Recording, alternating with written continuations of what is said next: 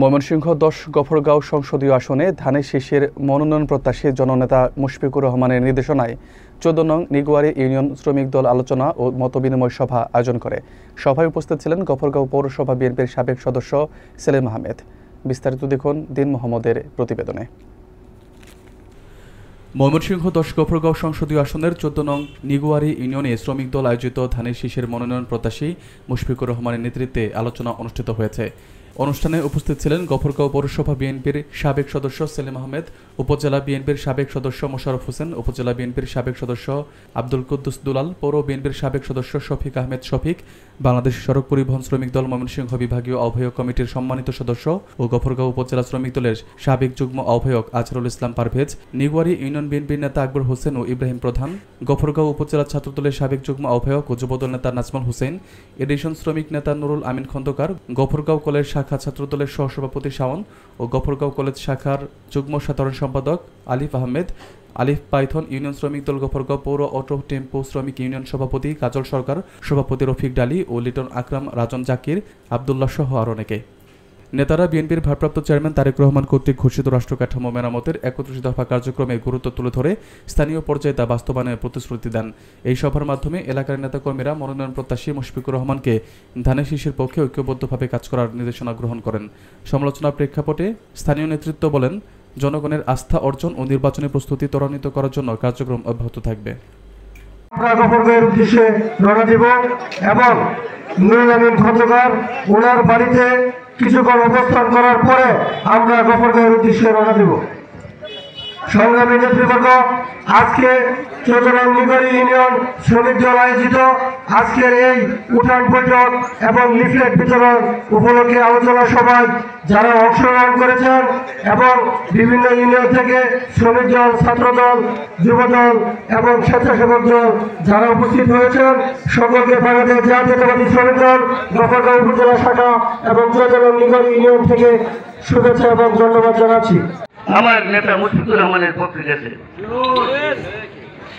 তাই আপনাদের কাছে ওনার জন্য দোয়া চাই যাতে বিএনপির হাইকমান্ড ওনাকে গফরগাঁও বিএনপি কান্ডারি করে পাঠায়।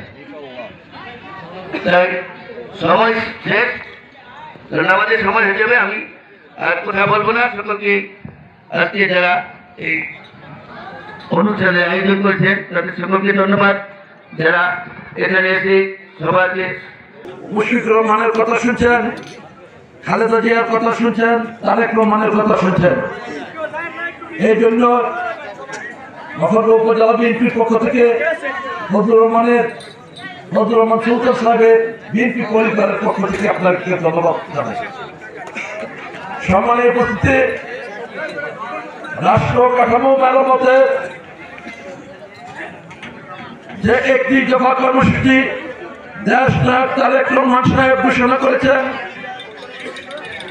তা ছড়িয়ে দেওয়ার জন্য সারা বাংলাদেশে প্রত্যেকটি গ্রামে, প্রত্যেকটি ওয়ার্ডে ওয়ার্ডে বিএনপির কেন্দ্রীয় সংসদ কর্তৃক ঘোষিত যে অনেক ক্ষয়ক্ষতির সম্মুখীন হয়েছে আমাদের অনেক মানুষ, প্রায় ৪-৫ জন মানুষ অবস্থান থেকে মুক্তি পাওয়ার জন্য দেশ নায়ক তারেক রহমান সাহেব বাংলাদেশের জলবায়ু পরিবর্তন করার জন্য বিএনপি সরকার ক্ষমতায় গেলে জলবায়ু পরিবর্তন করার জন্য একটা কমিশন গঠন করবে।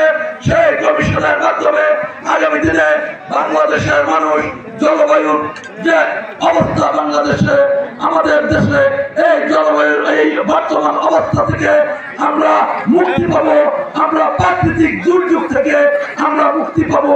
আগামী দিনে প্রাকৃতিক দুর্যোগ, ভূমিকম্প কমে আসবে, ঝড় তুফান, টর্নেডো এইগুলো কমে আসবে। প্রিয় বন্ধুরা আমার, আমরা আবার আমাদের সেই আগের সুজলা সুফলা, শস্য শ্যামলা আমাদের যে ৬ ঋতুর বাংলাদেশ ছিল, আমরা আবার আমাদের সেই ৬ ঋতুর বাংলাদেশ ফিরে পাবো।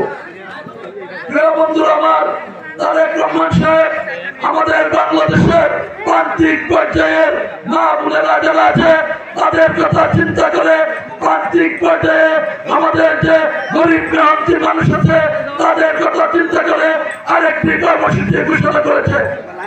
সেই কর্মসূচি হলো প্রত্যেকটি ফ্যামিলির জন্য তারেক রহমান সাহেব বিএনপি ক্ষমতায় গেলে প্রত্যেকটি ফ্যামিলির জন্য একটি করে ফ্যামিলি কার্ড করে দিবে। প্রিয় বন্ধুরা, যে ফ্যামিলি কার্ডের মাধ্যমে আমার মা বোনেরা যারা আছে, গৃহকর্ত্রী যারা আছে, তাদের নামে সেই কার্ড হবে।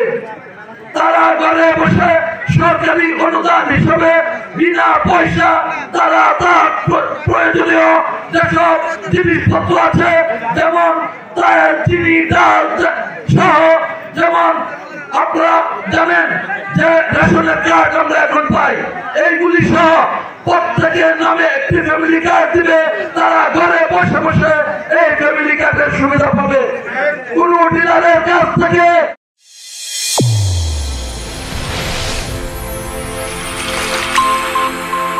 চ্যানেল A1 হৃদয়ের স্পন্দন।